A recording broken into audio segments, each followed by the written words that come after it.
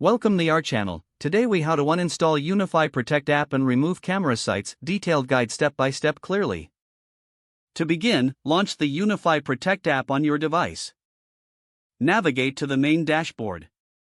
Locate the camera or site you wish to uninstall.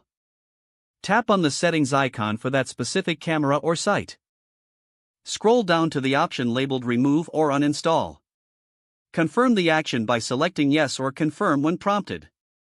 Once the camera or site is removed, revisit the main dashboard. Check that the camera or site is no longer visible. If you're uninstalling the entire UniFi Protect app, go to your device's settings. Find the Applications or Apps section. Search for the UniFi Protect app in the list.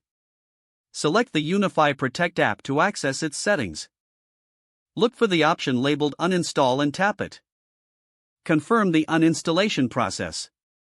After the app has been uninstalled, ensure that all associated data has been removed. You can also reboot your device if necessary to finalize the process. Now you've successfully uninstalled the UniFi Protect app and removed the camera sites. If the page does not load, refresh the browser or try again in a private or incognito window. Make sure you are using the correct email address, then retype it carefully to avoid small typos. If your password is not accepted, use the reset option and create a new strong password you can remember.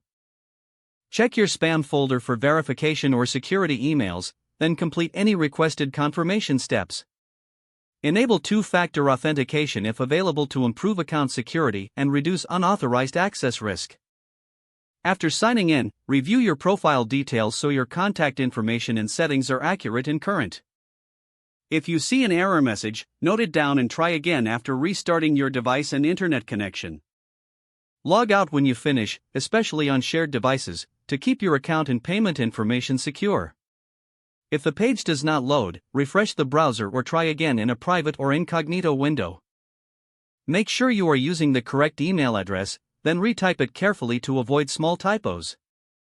If your password is not accepted, use the reset option and create a new strong password you can. Check your spam folder for verification or security emails, then complete any requested confirmation steps. Don't forget to like this video and subscribe to our channel for more step-by-step tech guides.